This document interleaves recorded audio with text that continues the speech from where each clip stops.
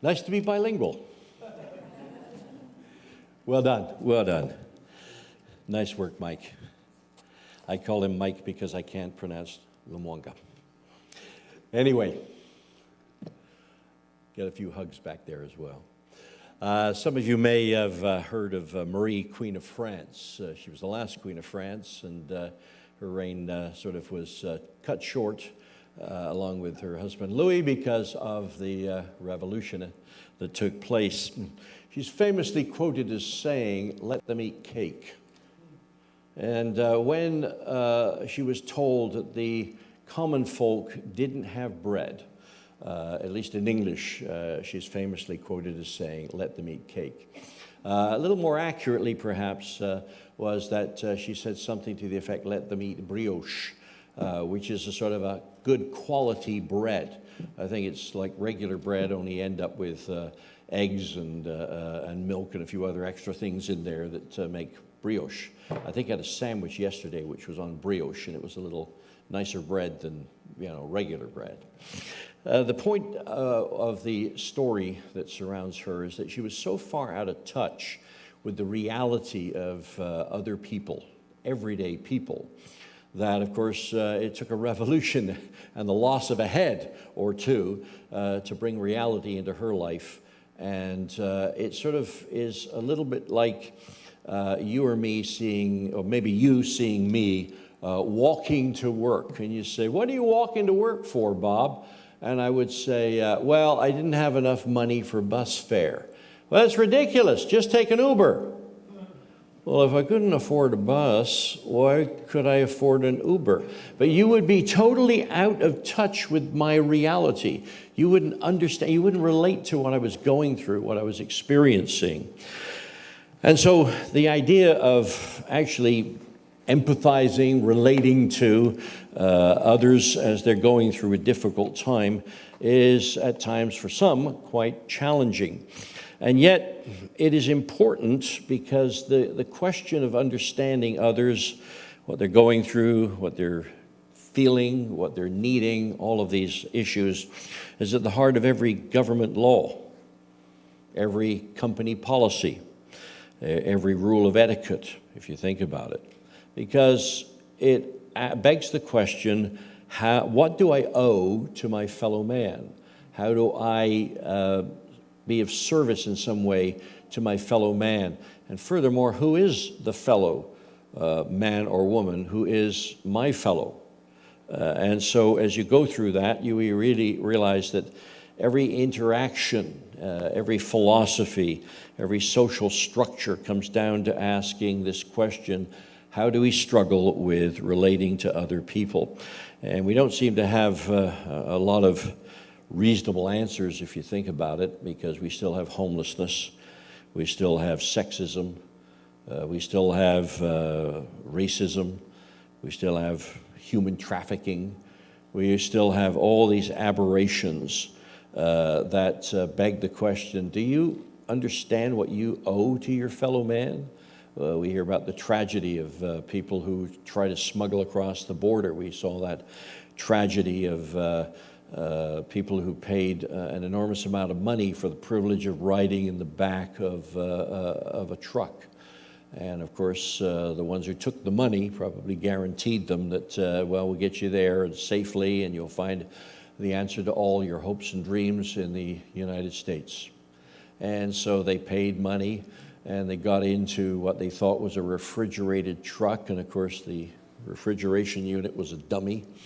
And the driver was charged with smuggling them, and he dumped the truck somewhere, and as a result of that, of course, dozens and dozens of people, I think it was 46 or something, human beings perished, despite among them paying millions of dollars to people who sold themselves as helping them in some way or another to fulfill their dreams. Pretty cold, pretty hard, pretty calloused world. Let them eat cake. Probably Marie Antoinette said that with puzzlement in her voice. Well, they don't have bread. Well, can't they eat brioche? She was that out of touch. Others have been known to say the same thing. Oh, they don't have bread. Well, let them eat cake. Meaning, think I care? think I care? We are going to read today the last half of the chapter 10 of the book of Luke. That's what our, quote, assignment is in the Revised Common Lectionary. And it's another of those very famous stories that begs the question.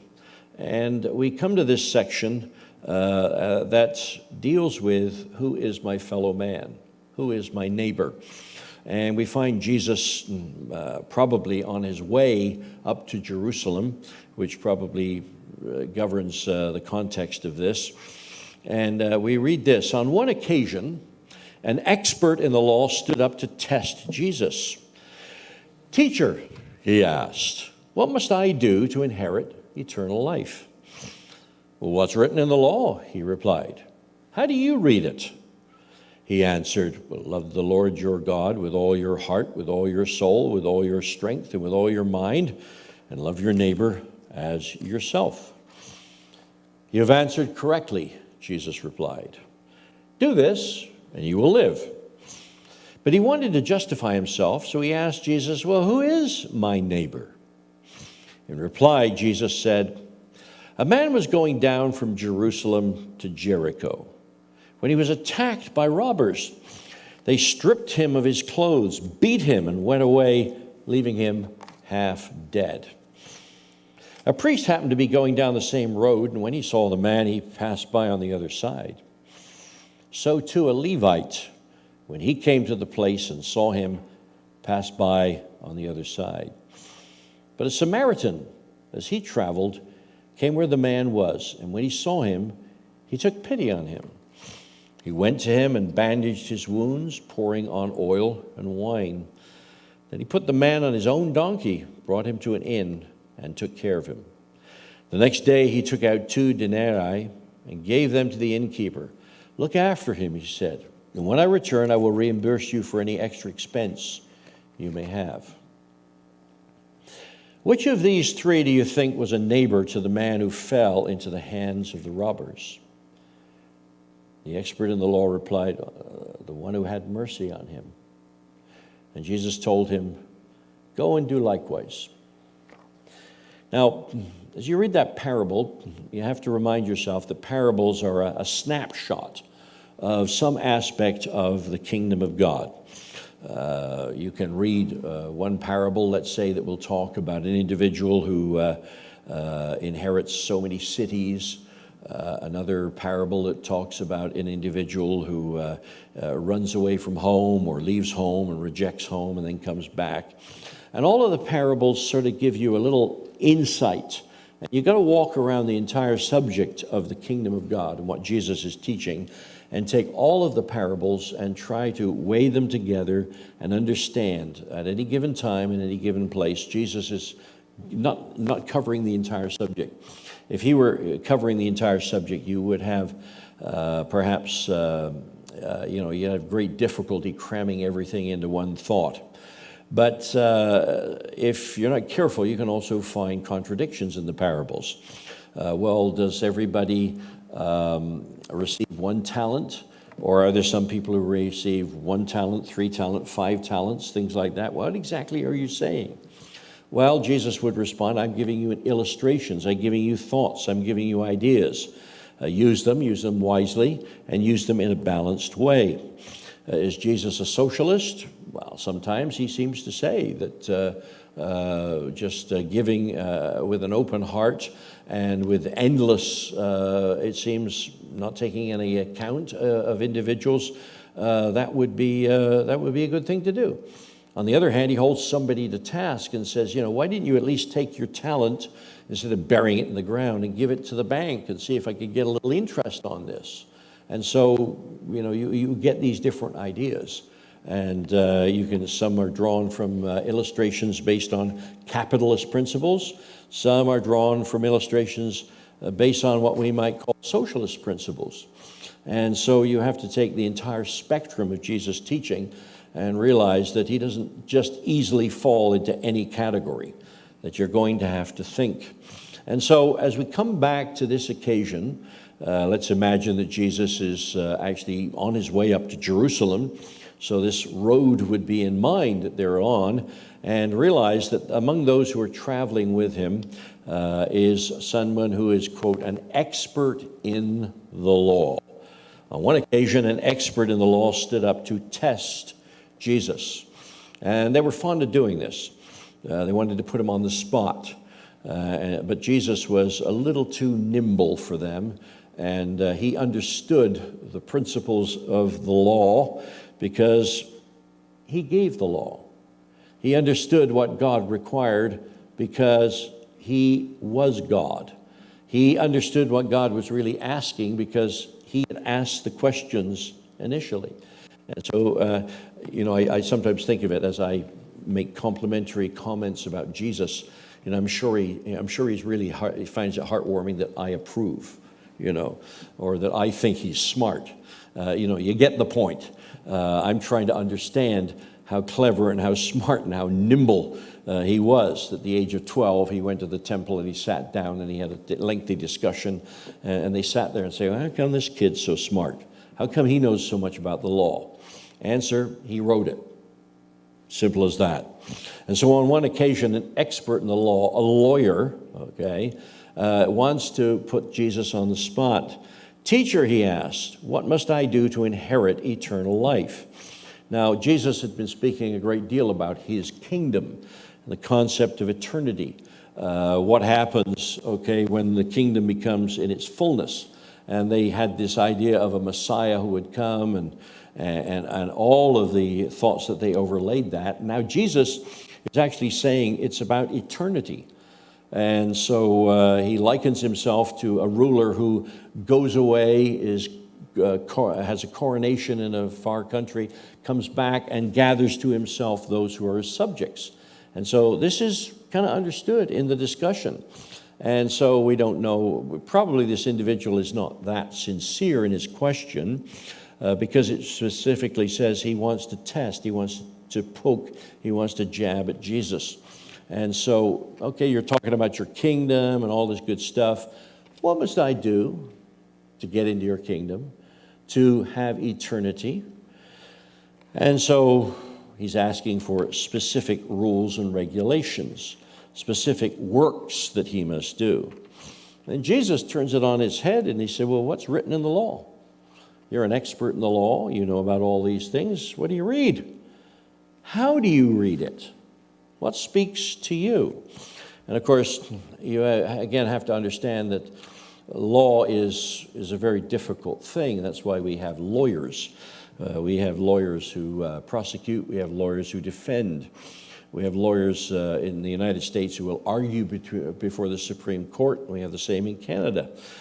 We recently heard of a number of arguments made before the U.S. Supreme Court that has everybody up in arms. But they are able to justify, based on the code that they follow, the Constitution, and say, well, these decisions really aren't in exact concordance with the Constitution. And so these issues should have been decided differently. What do you mean? Well, they should have been decided by the people in the states where the people live. And so we're overturning this or we're overturning that, and we're sending it back to a different place to have it decided, by a plebiscite, by a vote of some sort, by a legislature that's been elected in that particular state. And so on and on the discussions go. And of course, some lawyers see it this way because they're a strict interpreter of the Constitution. Others say, no, we see it this way. So you have the majority opinion in this case, and then the minority opinion. And this is very much so. In Jesus' day, it would be accurate to say, which is the cliche you may have heard before, 2 Jews, 3 opinions. Okay? You can argue this either way, or you can argue it down the middle and pick a fight with both sides, this sort of idea. So 2 Jews, 3 opinions. Now, of course, you can get, 2 Ukrainians, 4 opinions. Okay? All right, 3 Frenchmen, 5 opinions. Okay? 1 Canadian, total frustration. You can say it any way you like. But here now, the lawyer, who's been challenged because Jesus puts it back to him, he comes up with a very simple statement that every Jew knows. This is the prayer. Hear, O Israel, the Lord your God, the Lord is one.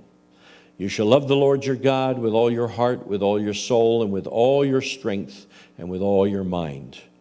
And love your neighbor as yourself. This is the Shema. This is the prayer that is stated often. Just as in many traditions we would have a familiarity with the prayer, Our Father who is in heaven, hallowed be thy name. Thy kingdom come, thy will be done on earth as it is in heaven, and so forth. You're very familiar with that. A Jew is very familiar with this. And this is the basis of the Old Covenant. It's also, by the way, the basis of the New Covenant. It's just the basis of understanding the will of God. But then how do you fold that out? How do you run that out? How do you put that into practice? And Jesus responds to him by saying, you've answered correctly. Do this and you will live. So love God, love your neighbor. This is the basis of everything. God is love. God requires of his creation that you show love to him and you show love to your neighbor. Got it? But he wanted to justify himself. So he asked, well, how do I love God? No, he didn't ask that. See, God was not stepping on his toes. God didn't live next door. God was not a homeless person. God was not of a different ethnic persuasion. God was not gender transitioning. God was not doing all sorts of things. God was in a nice, safe place up there, out of the way. And so he didn't bother asking that question. He said, well, who is my neighbor? Now let's go down this rabbit hole. Let's argue this at the Supreme Court. Let's go ahead and say, get a majority opinion of this court is a neighbor is defined in this way. And Jesus,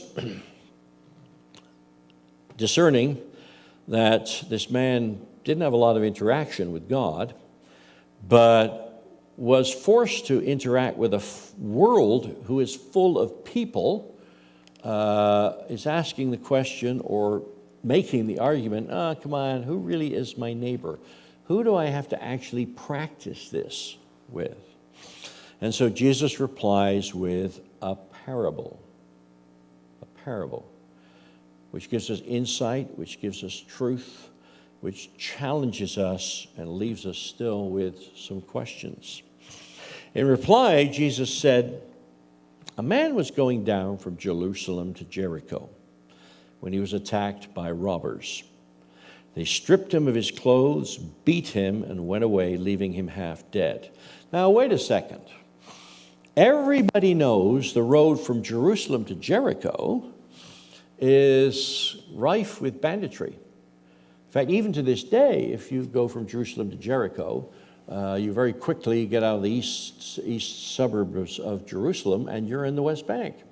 If you break down, it is not the Israeli AMA that will come and rescue you.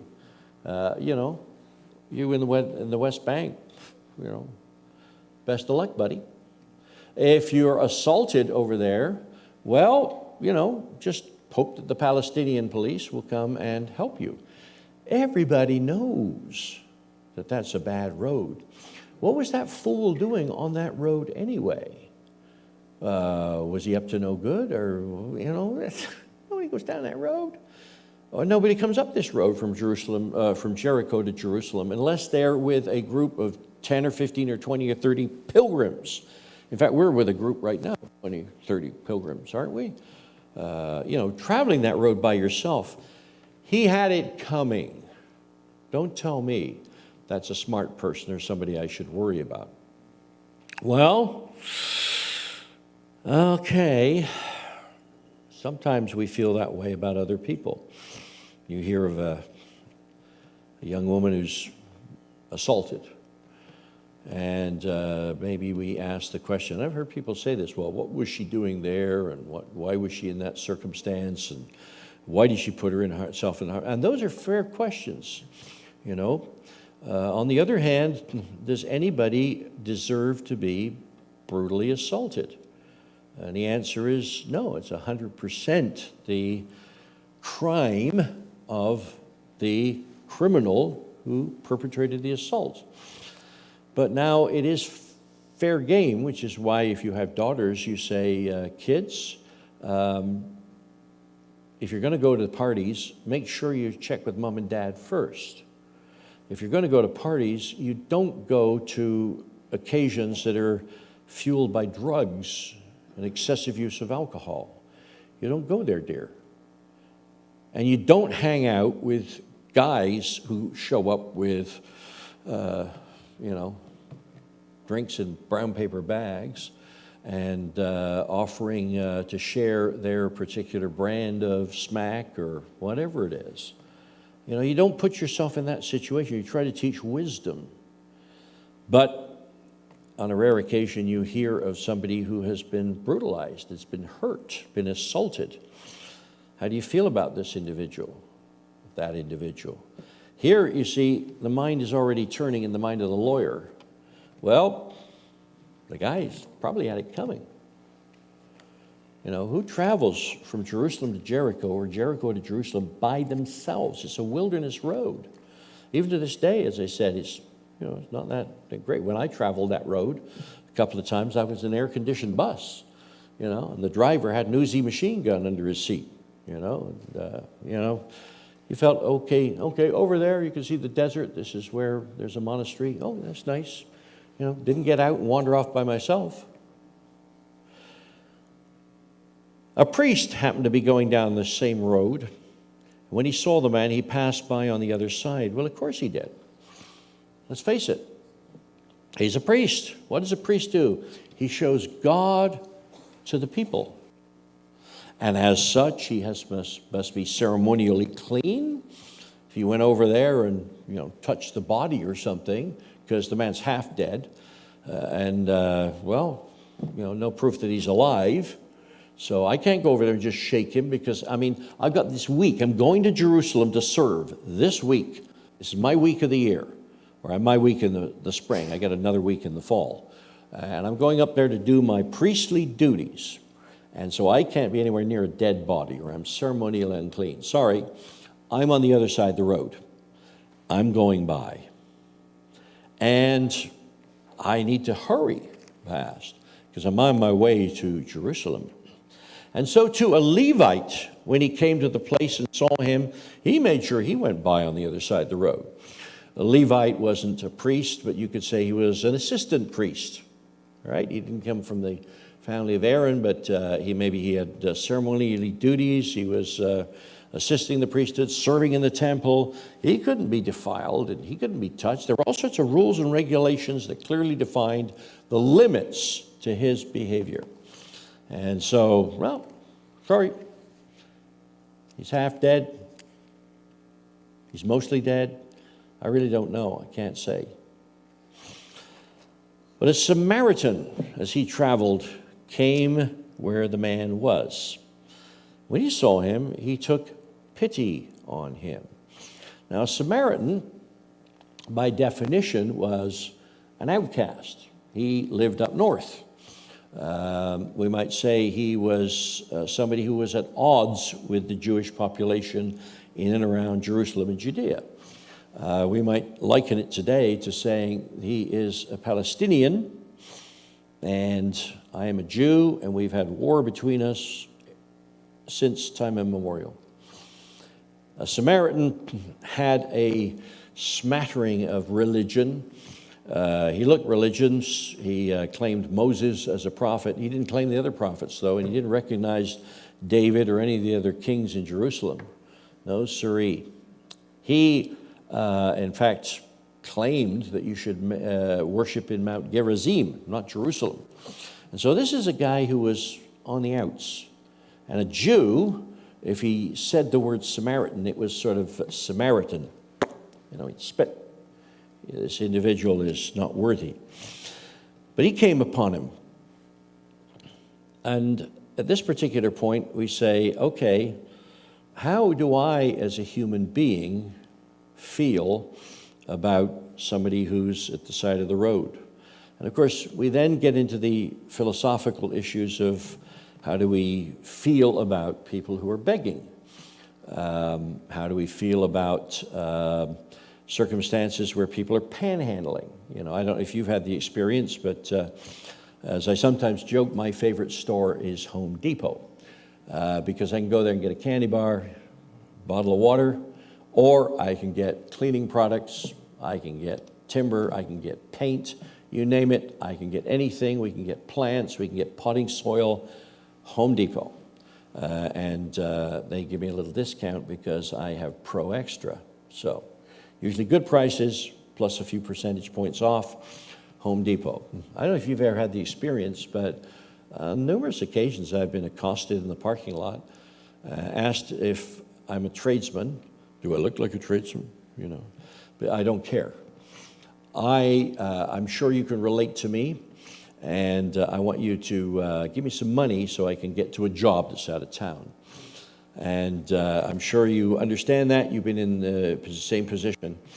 And my response on a couple of occasions has been, yeah, I understand what you're asking, because you asked me this 2 weeks ago at the Home Depot on the north side.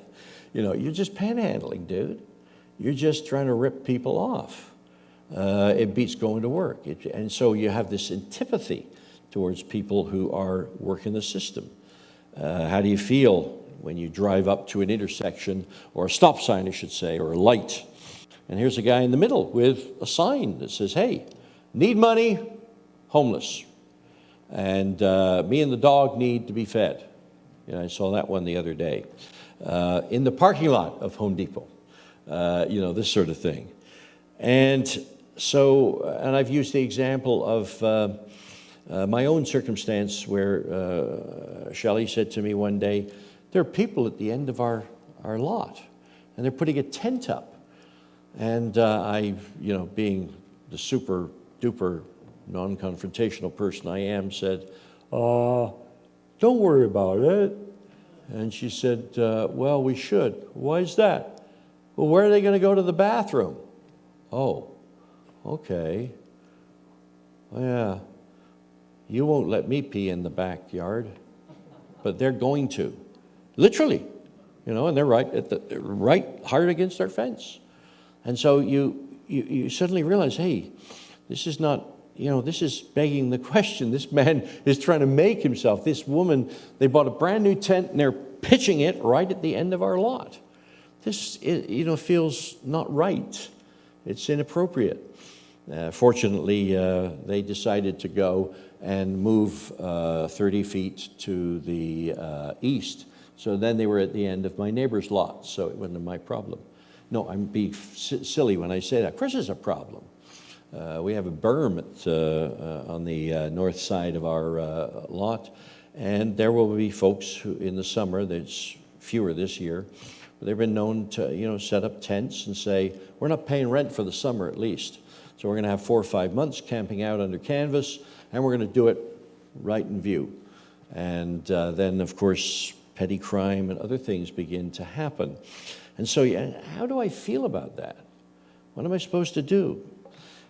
As I read this story, I say, well, what is Jesus saying to me?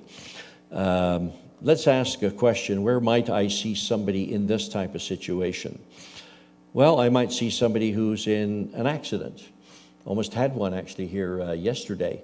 I came around the corner on 184th Street, and a guy came zipping on his bike out of the back alley and just came within a whisker of slamming right into the side of my truck.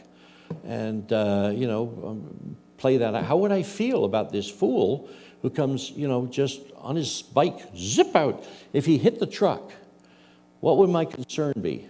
You dented my truck, or are you lying there on the ground bleeding? Okay, what do I do now? How do I feel? You know, well, I hope you know how I would feel, and I hope you know what I would do. I would respond by getting out and seeing if the poor guy's, you know, hurt badly, and then I would try to respond to his needs. But I would also have a bit of an emotional, fortunately for him, my truck's got a few dings in already, so one more probably wouldn't count. But let's pretend it was brand new, okay? Not that that'll ever happen if you know the price of trucks these days. But the point is, how do I feel about that? How do I respond to that? This feels to me like an individual, let's say, who's been rear-ended on the white mud, and I see that from time to time. And I actually was in that situation where somebody rear-ended me on the white mud. And you ask yourself, okay, how do I respond to this? Jesus is not addressing in this particular instance people who are perhaps panhandling and aggressively trying to take advantage of other people. But he's still bringing up the issue of somebody who is in need, somebody who has been assaulted, somebody who, irrespective of how you feel about the road, is in dire straits. And these are still questions that have to be answered in my heart. This individual, it said, went to him and bandaged his wounds, pouring on oil and wine. Then he put the man on his own donkey, brought him to an inn, and took care of him. The next day he took out 2 denarii and gave them to the innkeeper. Look after him, he said, and when I return, I will reimburse you for any extra expense you may have. And I think about, well, where can I find a parallel to that in my life? Well, you think about it a little bit. You pay a lot of taxes. Anybody enthusiastic about paying taxes? Oh, no hands. Okay. Anybody feel good about paying taxes? No, not really. But we have a healthcare system. And so if I see somebody in need, I can actually pick up my phone and call, and there will be somebody with a well-equipped truck, an ambulance, who will come and help somebody who is in need. Guess who pays for that ambulance? You and me. Me. He's taken to emergency. Guess who pays for the emergency? You know, I grew up in England, and we had what was called the National Health, or as everybody pronounces it, National Health. Okay, National Health.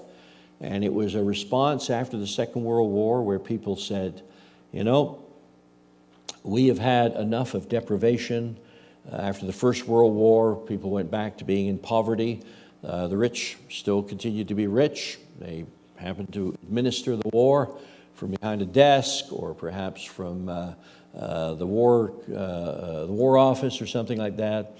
And times were tough. After the Second World War, the conservative government of Winston Churchill, who was everybody's hero, I mean, he'd been winning and led the people, and he was an inspiration, but they said, that's it. And they voted for socialism. And in this particular regard, they nationalized the gas, they nationalized the railways, they nationalized the coal, they nationalized, you know, everything, and taxes had to go up, and to pay for all of this. But after about 5 or 6 years, the conservatives came back in, and the National Health Service, basically, nobody wanted to touch that. Children's teeth get fixed. Children's eyesight gets fixed. You know, everybody had the same glasses, okay? But nobody said, we want to pay less tax. Well, everybody said we want to pay less tax, but he said we don't want to touch health. People's teeth, people's hearing, people's eyes, everybody has access to health care. And we will kind of pay the taxes. Labor, some years later, when I was a kid, I remember Labor running on the platform that drugs cost, it didn't matter what the drugs were, everybody paid 1 shilling. In today's equivalency, that would be the price of a Big Mac and fries. Okay? Can you relate to that? No, we don't eat Big Mac and fries, Bob. Yes, you do. Be honest. Okay, think of the cost of Big Mac and fries, okay? That was the maximum you paid for your medications. You went in, you got your drugs, that was the max. And Labor ran on the platform, we'll eliminate that. So everybody said, oh, okay. So they voted, and now all the drugs were free, all the medications were free. 6 months later, the number of prescriptions being written was doubled, and they said, oops, we made a big mistake here. Sorry, people, from now on it'll cost you 3 Big Mac and fries. And so they literally, brought the price back up. And everybody said, yeah, it was dumb idea in the first place. No accountability, no responsibility. And sometimes we complain about the medical system in Canada. And we say it's so much better in the U.S. And in many ways it is, right? 10 times the size, 10 times the research facilities, and so forth. But good old Canada, it ain't that bad. Good old Canada. Everybody can have access to health care. In the U.S., a lot of people don't. And gross national product in the U.S., there's something like 15 or 16% goes on health care. In Canada, it's about 10%. Don't hold me to those figures, okay? Let's not go in the weeds there. The point is they pay more, and at least on the analysis I've seen, actually don't get quite as good the responses that we do in Canada. We have longer waiting lines, yep, and they have more experts and so forth. But on balance, how do I feel? Well, my wife and I have twins who were cared for here at the University of Alberta, and one of them had open heart surgery at the age of, little 1 pound, 4 ounce baby. You can't put a price on that. And so there are many reasons I would argue I would like to see taxes lower.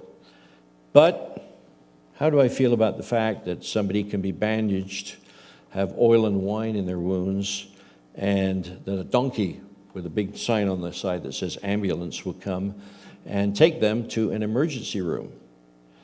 And how do I feel about the fact that emergency care can be extended to being hospitalized?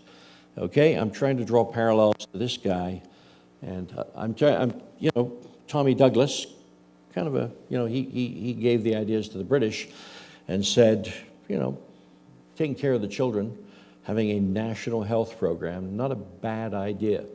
Okay, all sorts of complaints about it, but Kiefer Sutherland's granddad, Tommy Douglas of Saskatchewan, a bit of a hero in many, many circles. How do I feel about that? Would I want to see it cut back? Well, not when it came to our twins, not when it came to others in my extended family. How do I feel about the fact that insurance is legislated? I'm a better driver than him, things like that. Well, being somewhat caring about my fellow man, okay?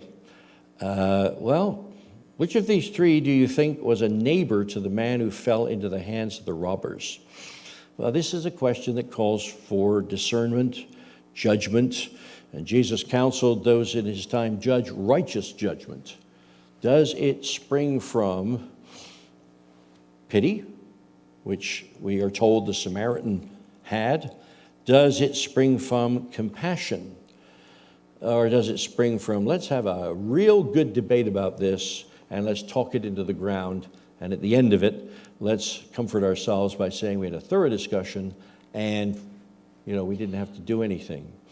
The expert in the law replied, the one who had mercy on him. The one who had mercy. We had the word compassion or pity a while ago, and now he responds with the word mercy, which, if you think about it, is very, very close to the concept of grace. Grace, which Jesus extended as the ultimate example of a Samaritan. Jesus was, rejected by his own. They said, hey, we don't like his theology. We don't like his thoughts. We don't like his discussion. We don't like his demeanor. In fact, we're coming to the point where we don't even like his miracles. And yet, he was the one who came alongside and said, hey, Bob, you're bleeding. You're wounded. You're broken. You're shattered. And I will pour wine and oil into your wounds, and I will rescue you, and I will deliver you. Now, can you apply that to the life that you live? And can you make that the overriding principle in the way that you live?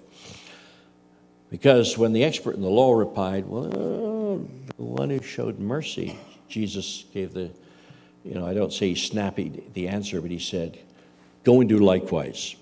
End of discussion. Go and do likewise. Oh, okay. So that has to be the governing thought in one way or another. The old saying from the The old chief was, do not judge a man until you have walked a mile in his moccasins. Okay, that comes into play there. You know, what was that fool doing on the road from Jerusalem to Jericho? I'll bet you that girl caused her own problems and difficulties. You don't necessarily know that. You find somebody battered and bruised. What is the first response?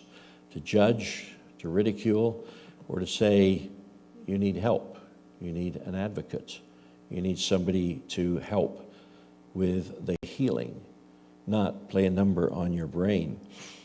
You know, I was trying to remember this morning and asked, the question, who was this folk singer from the 60s? And, you probably you probably don't remember her, but her name was Joan Baez, And she had all sorts of interesting folk songs, but the one I remembered, and I've quoted on a few occasions, goes something like this. Show me the whiskey stains on the floor. Show me the drunkard as he rolls out of the door. And I'll show you a young man with so many reasons why. But there but for fortune, go you or go I. And I think about that from time to time, because so many good things that I have in my life were as a result of having stable, good parents who passed along certain blessings to me that other people didn't. I asked a young guy the other day, I said, how much time between you and your brother? He said, 1 year. I said, so, and I referred to his mother as Wendy. He said, no, she's Auntie Wendy. Oh, okay, I'm getting the picture, Dad is elsewhere now, but Dad had one boy, and then a year later has another boy, but they're like, Mom is rejected, and here's somebody else, and he's not with anybody now. And you guys are still friends, and we were what called half-brothers. And but whatever social problems and difficulties and challenges they may be going through as brothers, you say, not a lot of help, not a lot of stability in the man who is the father. How does that compare to my dad?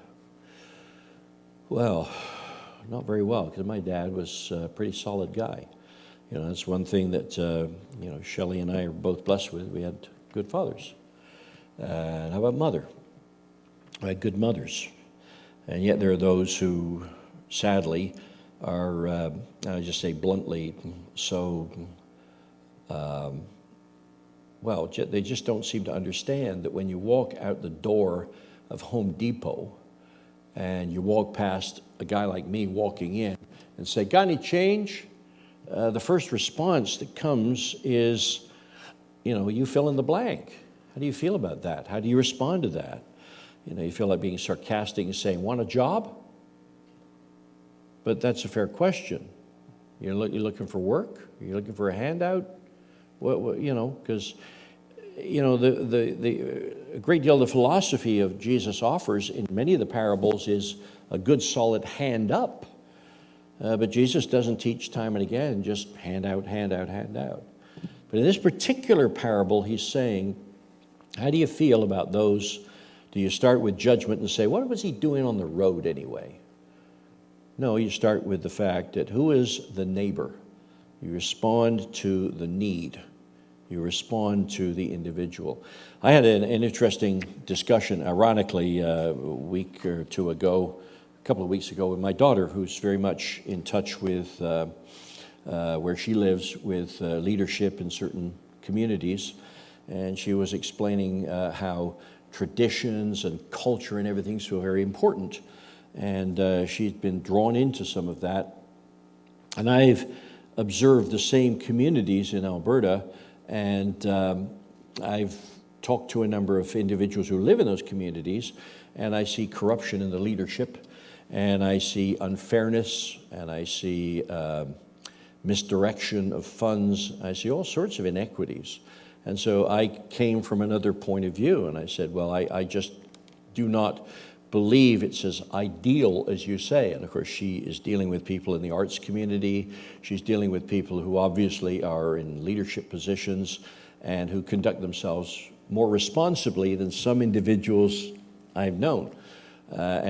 These individuals I've known have, they don't pay the bills, and they think that's normal. They'll rip each other off, and they think that's normal. And they will leave other people with, bad plumbing, bad electrical, bad housing, and they think, let them eat cake. And they don't consider themselves responsible when they administer to really do something. Hey, somebody else should be paying for this. Somebody else should be doing this. Somebody else. So we had this philosophy philosophical discussion. And after a while, I said, look, Jennifer, I said, let me explain how I go at this. I said, when I'm next to a need or I'm talking to a person, I said, I don't care where they come from. I consider where they're at and how open they are to love, compassion, mercy, pity. I said, on a human level, I believe from my tradition, from my conviction, from the Holy Spirit, I'm responsible to treat that person as my neighbor and to respond to them. And because, when you get into these philosophical discussions with your kids, do you find they're on a different, because most of you are a little bit older, do you ever find that they're sort of on a different wavelength? Okay. Stop nodding so quickly. Okay. Yeah, okay. You find they're coming from a different place. Maybe say they're woke or they're sensitive or they're this or that or the other thing. But we were in different places. And I finally had to say, look, and I heard what some of you have probably heard. I don't recognize what you're saying, Dad. You just sound like a grumpy old fart. Well, I am a grumpy old fart. No, and we have this discussion, but I came back to this. Look, when I see somebody lying on the edge of the road, I don't stop to analyze and to worry and to think. I would respond to the need that I see. In that way, I believe everyone is my neighbor. But on the other hand, when somebody wants to, let's say, break the law or rip people off or hurt other people and say, you should be going along with this, you should indulge me, I said, there are other parables that teach accountability and responsibility. But the question I have to ask myself is, do I have an open heart to need? Am I willing to put myself out? Am I willing to slow down long enough to say, okay, here, I'm not going to question where this need came from. I'm just going to address it right in front of me right now. And I'm going to respond at the moment. As I said, when somebody needs an emergency room, I'm not licensed to carry oil and wine, okay? I'm not licensed to bandage somebody's wounds in this day and age. But I don't resent the fact that there is a healthcare system that I participate in and will see help for somebody who has been injured or damaged that have need.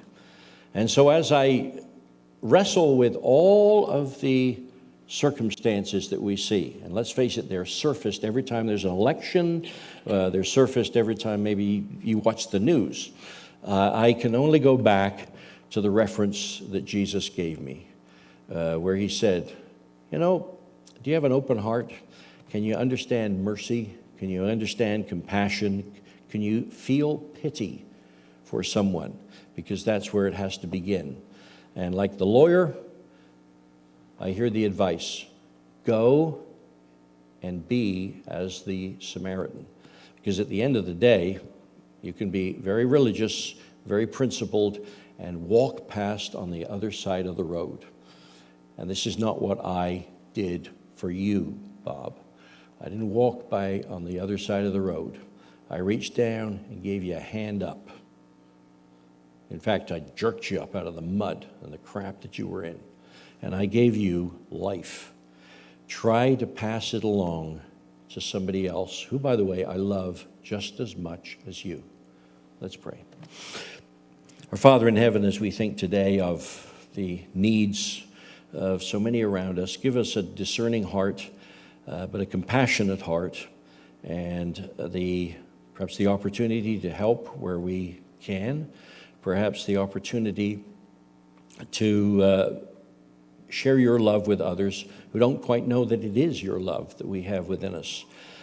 Give us a heart that is grateful and thankful to live in peace and in serenity with you, and also willing to share that with others, to understand that all of humanity is our neighborhood. All of humanity is our community. And as we interact with others, wherever they come from, as we see people struggling with life issues that we just really at times can't relate to, just help us to come back to the one great truth that you've given us, your love, your devotion, which we can share with others. Give us the wisdom to judge righteous judgment as you counseled the Pharisees in your day. And give us the wisdom to understand that each man is my brother, each woman is my sister as far as you're concerned. And with that in mind, we ask your power to live this coming week with you, the Holy Spirit, just softening our minds and hearts towards you, the Holy Spirit, and the guidance that we so desperately need. We thank you. We give you great praise and honor. And with gratitude, we thank you for the grace that you have given to each of us. And we say this today in Jesus Christ's name.